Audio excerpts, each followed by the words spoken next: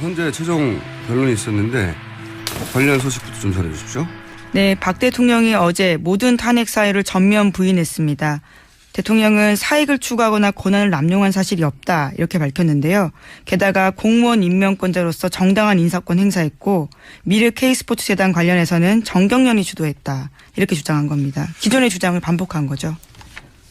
그러니까요. 이건 특히 이제 재단 설립 관련해서는 아직도 이제 정경련이 주도했다.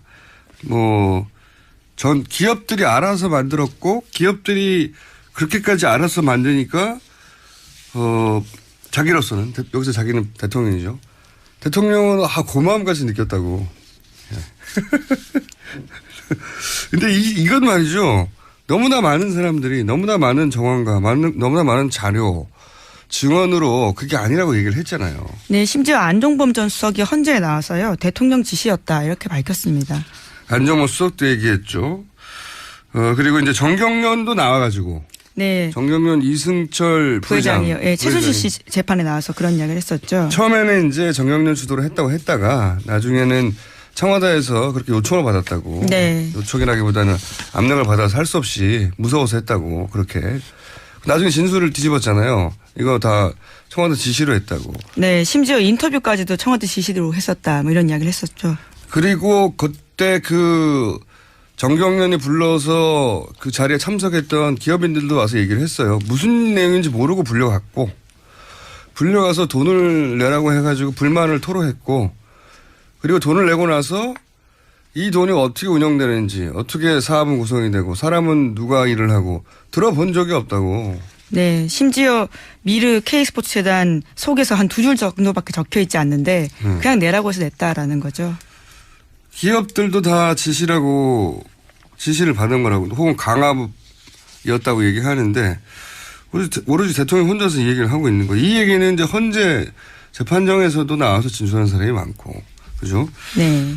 가장 이해가 안 되는 물론 이거를 인정하기 시작하면 이제 와르르 무너지니까 그렇긴 한데 너무나 많은 사람들이 너무나 많은 방식으로 너무나 많은 정황과 함께 수첩도 있고요. 말도 있고 증언도 있고 아니라고 하는데도 대통령은 여전히 기업들이 알아서 한 거다. 네, 뇌물죄가 인정이 된다면 형사법적으로는 가장 큰 죄거든요. 그러다 보니까 이 부분을 인정할 수 없는 것 같습니다. 그러면 저는 이 대목도 굉장히 웃겼어요. 이제 글로벌 기업의 부회장 이재용 부회장을 말하는 거겠죠. 이재용 부회장이 구속되는 거 보니까 너무 가슴이 아팠다. 이 대목이 왜 재밌냐면 파하하 저는 웃었던데 예를 들어서 지금 이재용 부회장이 영장 심사 받을 때 친박단체들이 그 앞에 몰려가가지고 막 응원했잖아요. 성조기 흔들면서. 네, 태극기와 성조기를 흔들었었죠. 성조기를 흔드는 것도 웃겼지만 저는 이재용 부회장을 친박단체에 가서 응원하는 게 너무 이상했어요. 논리적으로. 왜냐하면 이재용 부회장 삼성의 입장은 박근혜 대통령이 자기들을 협박했다는 취지거든요. 네, 강요당한 피해자다라는 거죠. 그러니까 삼성의 주장, 이재용 부회장의 주장의 핵심은 아니 박근혜 대통령이 자기들 협박해가지고 협박범이죠. 예. 예, 그 논리면. 강압적으로 돈을 내라고 해서 삼성은 어쩔 수 없이 돈을 낸 피해자. 그러니까 박근혜 대통령을 협박범으로 모는 거란 말이죠. 그런데 친박단체는 그러면 이재용 부회장을 규탄해야 되잖아요. 아니 우리 대통령을 협박범이라니 이렇게 규탄해야 되는데 왜 거기 가서 응원하고 있는 거죠? 논리적으로 말이 안 되잖아요. 삼성에서는 박근혜 대통령이 협박범이라고 그러는데 친박단체는 그럼 막 규탄하고 대통령이 협박했을 리가 없다고 해야 되는데. 대통령을 모욕했다라고 주장을 박근혜 대통령도 네. 자신을 협박범이라고 하고 있는데 여기다 대놓고 너무 가슴이 아팠다. 지나친 인류애다라는 생각도 들고 이게 논리적으로 말이 안 돼요. 논리적으로. 이 구도가. 친박단체는 규탄해야죠. 삼성 이재용 부회장은. 근데 친박단체는 응원하고 대통령도 부회장에 대해서 안타까워하고. 이게 앞뒤가 안 맞는 겁니다. 그러나 그렇게 주장하고 있다. 네. 그리고 현재 재판정에서 대통령 변호인단들이 화제가 된 게 한두 번은 아니지만 최후 진술도 화제가 됐어요. 그죠? 네, 어제도 마찬가지였는데요. 이왕좌왕 사분오열한 모습 보였습니다. 이정미 재판관이요. 마지막으로 대표 대리인 외에도 진술할 분 있냐 이렇게 변호인들한테 물었거든요. 그러니까 6, 7명이 대리인단 손들었다라고 합니다. 이게 그러니까 어쨌든 내용에 관해서는 기사가 많았는데 이건 내용하고 상관없이 순서를 정하면서 자기들끼리 싸운 내용이 있어요. 저 이게 가장 웃겼어요. 이거 자세히 전해 주십시오. 네. 네, 조율이 안 된 모습이었는데 네. 6, 7명이 동시에 손을 들자 재판관께서 종전에 먼저 한 사람부터 하는 게 순서로 이해하기 쉽다 이렇게 조언을 했거든요. 그러자 김평우 변호사가 이의가 있다면서 자기들끼리는 합의가 됐기 때문에 그 룰을 따르지 않겠다라고 이야기한 겁니다. 정작 이중환 변호사가 또 거기에 대해서 반박을 한 건데요. 합의가 되지 않았다라는 이야기를 하면서요. 재판장님 말씀대로 하겠다. 이렇게 이야기를 하자요. 또다시 김평우 변호사가. 헷갈려. 예. 제가 정리할게요. 한마디로 말해서 이정미 재판관이 진행을 하면서 자 이제 대표 대리인단이 먼저 했단 말이죠. 그럼 나머지 여기는 10명이나 되니까. 예, 17명, 20명 가까이 됩니다. 예, 10명이 넘으니까 예. 진술할 분이 또 있냐 그랬더니 이제 막 서로 손을 들었어요. 네. 동시에. 그러니까 재판관이 너무 많으니까 이때까지 쭉 왜냐하면 중간에 들어오신 분들도 있고 맨 마지막에 들어온 분들도 있으니까 종전부터 변론을 해오신 분들이 먼저를 해달라. 왜냐하면 그게 이제 그 논리가 자기들이 재판관의 입장에서 익숙하니까 그 논리부터 이제 듣고 지나가려고 하는 건데 그러자 이제 그 김평호 변호인이 아니다. 재판관은 그렇게 해달라고 했지만 우리끼리 다 합의가 됐다. 이렇게 얘기하자 이중환 변호사는 아닙니다. 다시 손을 들어서 합의가 되지 않았습니다. 자기들끼리 싸운 거예요. 변호인단 말을 오히려 반박한 거죠. 네. 자기들끼리 합의가 되지 않았다고. 그러자 이 평호 변호사가 시체 말로 짬밥 순으로 하자고. 네, 사법 연령 순으로 하자. 사법 연수원 졸업 순으로 하자라는 네. 건데요. 그러니까 이제 나이로 밀고 나간 거죠. 나이로 밀고 나가자. 이제 재판관이 다시 이제 그러지 말고 내가 정리해 줬지 않냐. 재판에 나중에 참여한 분들은 나중에 해달라고 이렇게 다시 한 번 더 정리를 했어요. 개입을 해서. 그래서 다시 서석구 변호사가 나와서 안 된다. 김평호 변호사는 당뇨가 있어서 안 된다고. 네, 김평호 변호사는 왜냐하면 거의 마지막에 들어온 사람이거든요. 그렇기 때문에 아니, 이정미 재판관 순서대로 하면 가장 늦게 해야 되는. 내용을 떠나서 이게 너무 웃겨요. 자기들끼리 먼저 하겠다. 나중에 하겠다. 합의가 됐다 그러고 합의가 안 됐다. 변호사들끼리 싸운 거예요. 그리고 그거를 이정미 재판관이 이제 정리를 해줬거든요. 2번이나. 근데 또 말을 안 들어요. 당뇨도 있다 그러고 사법 짬밥 순으로 하자고 하고. 아, 너무 웃깁니다. 변호인단끼리는 보통 얘기를 하고 나오거든요. 그렇죠. 원래 통상은 그런 방식인데요. 이번 헌재 재판에서는 그러지 않았습니다. 서로 각기 다른 주장을 하기도 하고요. 모순된 주장을 하기도 하고 했습니다. 서로 충돌하는 주장도 해요. 예, 변호인단끼리. 예. 누구는 기각해달라고 하고 누구는 각하해달라고 하고 굉장히 의견이 달랐습니다. 희한합니다. 김평우 변호사는 또 이제 변론을 하다가 재판관을 향해서 해야 되잖아요. 변론은 당연히 왜냐하면 판결은 재판관이 되니까 재판관을 향해서 호소를 하는 거거든요. 이러이러한 법 논리가 있다고 법리를 다투는 건데 이분은 거꾸로 카메라를 보고 했어요. 네네. 뒤에 있는. 이분들 재밌습니다. 다 정치를 하시려고 하는 분들이 이제 재판의 변론을 카메라를 보고 하는 분은 제가 처음 들어봤는데 근데 나중에 이제 이정미 재판관이 이제 제지를 했죠. 자기들 좀 보고 해달라고요. 예. 재판관을 보고 변론을 하라고. 이게 헌재 카메라가 맨 뒤에 있거든요. 네, 헌재 재판과 홈페이지 가면 볼 수 있습니다. 네. 그 영상. 홈페이지 가시면은 지금까지 있었던 변론들을 다 볼 수 있어요. 그래서 헌재 이제 방청석 맨 뒤쪽에 카메라가 전체를 보는 멀리 카메라가 한 대 달려 있는데 그러니까 방청석을 보고 거꾸로 서서 한 거예요. 변론을. 참 재밌습니다. 또 내용 이전에 내용은 이제 오늘 나오실 게스트들과 얘기하겠는데 형태가 너무 재밌어요. 네. 길이길이 역사에 남아서 해제될 거라고 봅니다. 국회 탄핵소추위원이시죠? 더불어민주당 박범계 의원 안녕하세요. 네, 안녕하세요. 네, 이게 2시에 시작했죠? 네, 2시에 시작했습니다. 그래서 먼저 대통령 측이 최종 변론을 먼저 하신 거고, 국회 측이. 네. 국회 측은 4명이서 한 1시간 정도 했다면서요? 저희 국회 측이요? 예. 1시간이 조금 넘었습니다. 1시간 조금 넘게? 네, 권성동 위원장을 포함해서. 예. 두 분의 변호사님까지 더 했으니까, 3분 했으니까 4분이. 예. 1시간 조금 넘겼습니다. 뭐 그렇게 따지면 한 3시 반까지 진행이 된 거고, 그죠? 3시 반이 채 못 됐고요. 예. 그럼 그때부터 이제 대통령 측이 지금까지 계속 하고 있는 겁니까? 조금 전에 6시 한 20분경? 예, 20분경에 잠시 휴정했다가 40분에 지금 다시 이제 개정을 했거든요. 6시 40분에. 예. 그러니까 그때까지 치면 대략, 한 3시간, 정도를 대통령 측에서 했죠. 예. 그리고 지금도 하고 있습니까? 대통령 측에서? 지금 오늘, 대통령 측 대리인들 전부가 다 한 번씩은 다 해야 된다라는, 그런 입장인 것 같아요. 그렇게 지금 얘기를 했고요. 예. 그래서 전부 다 손을 들어가지고 다음번 뭐 예를 들어 이정미 소장께서 다음에 누가 변론하시겠냐 하면 여기저기서 막 손을 들고서 마치 봉숭아 학당처럼 예, 그런 상황이고 전부 다 하겠다고 하니까 앞으로 한 2-3시간은 더 해야 될 것 같습니다. 대통령 측 대리인단이 모두 몇 명이나 지금 나와 있어요? 세보진 않은데 지금 얼추 한 10여 분 정도 되는 것 같습니다. 근데 그럼 자기들끼리 회의를 해서 누구 대표 선수를 정하든지 뭐 또 분야별로 나눠서 뭐 몇 사람이 하든지 하지 전부 다 따로따로 한답니까?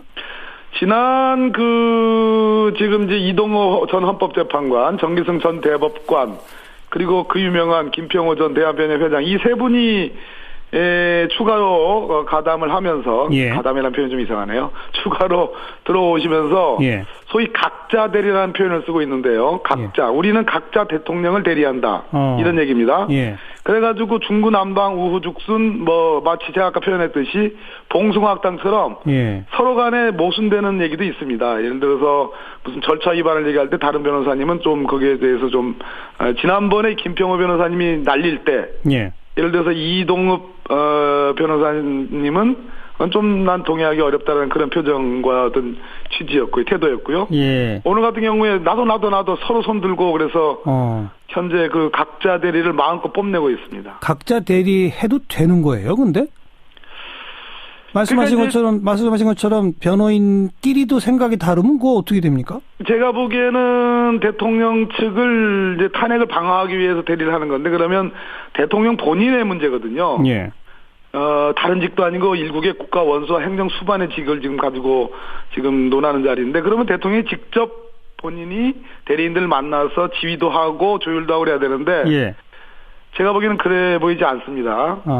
그러다 보니까 각자가 생각하는 자기 나름대로의 법리와 그런 것들 주장하는데요. 오늘 이동업 전 재판관이 박근혜 대통령 본인의 진술이다 해가지고 그것을 읽기는 했습니다. 그게 이제 현재 출석은 안 하고 박 대통령이 서면으로 입장을 표명한 거라고 지금 보도가 된 바로 그걸 읽은 거죠? 네네. 그나저나 방금 표현하신 봉숭아 학당 그 선생님이 좀 말려야 되는 거 아니에요? 재판관이 안 말리고 있습니까? 오늘은 지난 재판 때 워낙 그냥 재판부를 모독하는 국회도 모독하는 그런 워낙 심대한 사태가 벌어졌기 때문에 오늘은 제가 다른 변호사님들한테 물어보니까 이 정도는 제가 지난번 재판 때는 안 가봤습니다. 근데 이 정도는 워낙 양반이다고 그러니까 이정미 대행께서 별로 제지가 없었는데 다만 두 가지입니다. 김평호 변호사님이 재판부를 향해서 변론하는 게 아니고 이쪽 국회 측과 또 방청객을 향해서 변론을 계속 이렇게 무슨 장광설을 이렇게 하시면서 마치 강연을 하듯이 또는 설득을 하듯이 하니까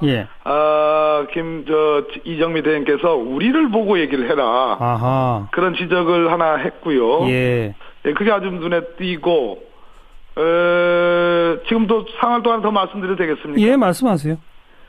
제가 6시 한 15분 정도 그때 조금 전에 나왔는데 왜 나왔는가 하니 다른 말씀도 안 되는 말씀을 하는 거는 다 받아들일 수 있는데 들어줄 수 있는데 세월호와 관련해서 김평호 변호사님이 아니 다음 대통령이 누가 될지 모르겠지만 다음 대통령 때도 이러한 사고가 안 나라는 보장이 어디 있느냐. 허허. 뭐 이런 참 있을 수가 없는 저런 발언이라고 저는 생각하거든요. 예. 이런 얘기를 하면서 대통령이 신이냐. 어떻게 그거를 다 그런 사고가 날지를 어떻게 다 예상하고 대처를 하느냐. 예. 이 부분에 대해서 전 진짜 속되게 표현해서 진짜 제가 맛이 갔습니다.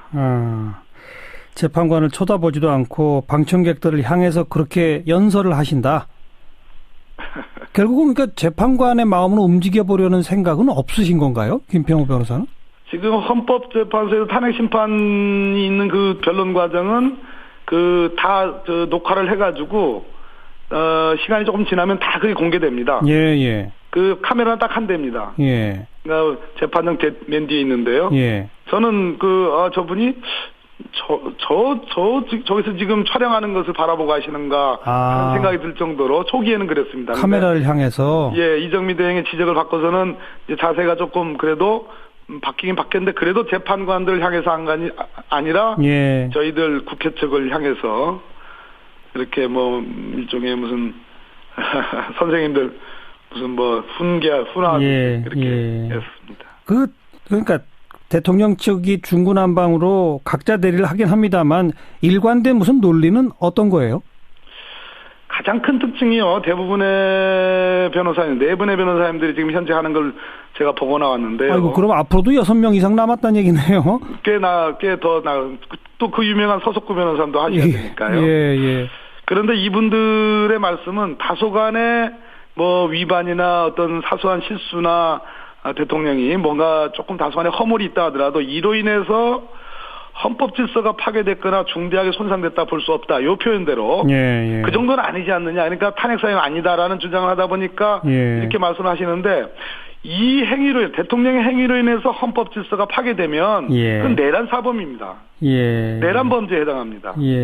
그런데 우리 헌법에서 말하는 대통령 탄핵 사유로서의 중대한 위헌 위법 사유는 헌법 질서가 완전히 파괴되지 않았더라도 농단 행위 정도만 있어도 위헌 위법 사유로서 탄핵 사유가 되거든요. 그래서 오늘 전체적으로 대통령 측 대리인들의 말씀은 그럼 지금 저 말씀이 탄핵 사유가 아니라 그러면 대통령은 앞으로 다음 대통령들은 다 저런 정도의 위반이나 사소한 뭐 저런 허물이 있어도 다 용서되는 문제인가라는 근본적인 질문을 제가 해봤습니다. 네.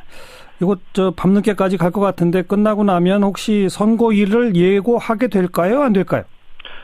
평의라는 중간 절차가 있는데요. 평의가 성립이 돼야지 거기서 소위 법정의 의견이라는 8분 중에 6명의 의견이 모아져야지 가능한데 지금으로서 예측하기는 어렵습니다. 알겠습니다.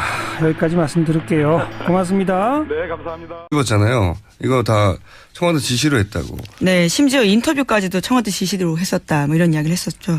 그리고 그때 정경련이 불러서 그 자리에 참석했던 기업인들도 와서 얘기를 했어요. 무슨 내용인지 모르고 불려가서 돈을 내라고 해가지고 불만을 토로했고, 그리고 돈을 내고 나서 이 돈이 어떻게 운영되는지, 어떻게 사업은 구성이 되고, 사람은 누가 일을 하고 들어본 적이 없다고. 네, 심지어 미르 K스포츠 재단 속에서 한 2줄 정도밖에 적혀 있지 않는데 그냥 내라고 해서 냈다라는 거죠. 기업들도 다 지시를 받은 거라고, 혹은 강압이었다고 얘기하는데 오로지 대통령 혼자서 이 얘기를 하고 있는 거예요. 이 얘기는 이제 헌재 재판정에서도 나와서 진술하는 사람이 많고, 그죠? 네. 가장 이해가 안 되는, 물론 이거를 인정하기 시작하면 이제 와르르 무너지니까 그렇긴 한데, 너무나 많은 사람들이 너무나 많은 방식으로 너무나 많은 정황과 함께 뭐 수첩도 있고요, 말도 있고 정언도 있고 아니라고 하는데도 대통령은 여전히 기업들이 알아서 한 거다. 네, 뇌물죄가 인정이 된다면 형사법적으로는 가장 큰 죄거든요. 그러다 보니까 이 부분을 인정할 수 없는 것 같습니다. 그러면 저는 이 대목도 굉장히 웃겼어요. 이제 글로벌 기업의 부회장 이재용 부회장을 말하는 거겠죠. 이재용 부회장 현재 최종 변론이 있었는데 관련 소식부터 좀 전해 주십시오. 네, 박 대통령이 어제 모든 탄핵 사유를 전면 부인했습니다. 대통령은 사익을 추구하거나 권한을 남용한 사실이 없다 이렇게 밝혔는데요. 게다가 공무원 임명권자로서 정당한 인사권 행사했고 미르 K스포츠 재단 관련해서는 정경련이 주도했다 이렇게 주장한 겁니다. 기존의 주장을 반복한 거죠. 그러니까요. 이건 특히 이제 재단 설립 관련해서는 아직도 이제 정경련이 주도했다. 전 기업들이 알아서 만들었고 기업들이 그렇게까지 알아서 만드니까 자기로서는 여기서 자기는 대통령이죠. 대통령은 고마움까지 느꼈다고. 근데 이건 말이죠. 너무나 많은 사람들이 너무나 많은 정황과 너무나 많은 자료 증언으로 그게 아니라고 얘기를 했잖아요. 네, 심지어 안종범 전 수석이 헌재에 나와서요. 대통령 지시였다 이렇게 밝혔습니다. 안종범 수석도 얘기했죠. 그리고 이제 정경련도 나와가지고. 네. 정경련 이승철 부회장이요. 예, 최순실 씨 재판에 나와서 그런 이야기를 했었죠. 처음에는 이제 정경련 주도로 했다고 했다가 나중에는 청와대에서 그렇게 요청을 받았다고. 네. 요청이라기보다는 압력을 받아서 할 수 없이 무서워서 했다고 그렇게. 나중에 진술을 뒤집고 너무 가슴이 아팠다. 지나친 인류애다라는 생각도 들고. 이게 논리적으로 말이 안 돼요. 논리적으로. 이 구도가. 친박단체는 규탄해야죠. 삼성 이재용 부회장은. 근데 친박단체는 응원하고 대통령도 부회장에 대해서 안타까워하고. 이게 앞뒤가 안 맞는 겁니다. 그러나 그렇게 주장하고 있다. 네. 그리고 현재 재판장에서 대통령 변호인단들이 화제가 된 게 한두 번은 아니지만 최후 진술도 화제가 됐어요. 그죠? 네, 어제도 마찬가지였는데요. 이왕좌왕 사분오열한 모습 보였습니다. 이정미 재판관이요. 마지막으로 대표 대리인 외에도 진술할 분 있냐 이렇게 변호인들한테 물었거든요. 그러니까 6, 7명이 대리인단 손들었다라고 합니다. 이게 그러니까 어제 내용에 관해서는 기사가 많았는데 이건 내용하고 상관없이 순서를 정하면서 자기들끼리 싸운 내용이 있어요. 저는 이게 가장 웃겼어요. 이거 자세히 전해주십시오. 네. 네, 조율이 안 된 모습이었는데 6, 7명이 동시에 손을 들자 재판관께서 종전에 먼저 한 사람부터 하는 게 순서로 이해하기 쉽다 이렇게 조언을 했거든요. 그러자 김평우 변호사가 이의가 있다면서 자기들끼리는 합의가 됐기 때문에 그 룰을 따르지 않겠다라고 이야기한 겁니다. 정작 이중환 변호사가 또 거기에 대해서 반박. 구속되는 거 보니까 너무 가슴이 아팠다.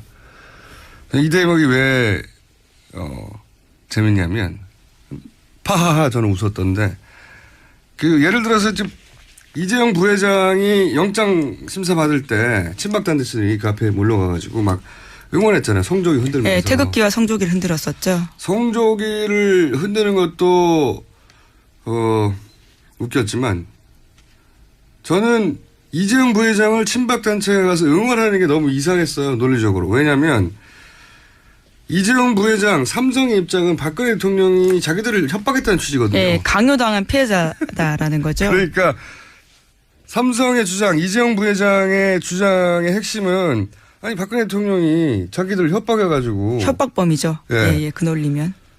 강압적으로 돈을 내라고 해서 삼성은 어쩔 수 없이 돈을 낸 피해자. 그러니까 박근혜 대통령을 협박범으로 모는 거란 말이죠. 그런데 친박단체는 그러면 이재용 부회장을 규탄해야 되잖아요. 아니 우리 대통령을 협박범이라니 이렇게 규탄해야 되는데 왜 거기 가서 응원하고 있는 거죠? 논리적으로 말이 안 되잖아요. 삼성에서는 박근혜 대통령이 협박범이라고 그러는데 친박단체는 그럼 막 규탄하고 대통령이 협박했을 리가 없다고 해야 되는데. 대통령을 모욕했다라고 주장을 해요. 박근혜 대통령도 자신을 협박범이라고 하고 있는데 여기다 대놓고. 협박을 한 건데요. 합의가 되지 않았다라는 이야기를 하면서요. 재판장님 말씀대로 하겠다 이렇게 이야기를 하자요. 또다시 김평우 변호사가. 헷갈려. 예. 제가 정리할게요. 한마디로 말해서 이정미 재판관이 진행을 하면서 자 이제 대표 대리인단이 먼저 했단 말이죠. 그럼 나머지 여기는 10명이나 되니까. 예, 17명, 20명 가까이 됩니다. 예, 10명이 넘으니까 예. 진술할 분이 또 있냐 그랬더니 이제 막 서로 손을 들었어요. 네. 동시에.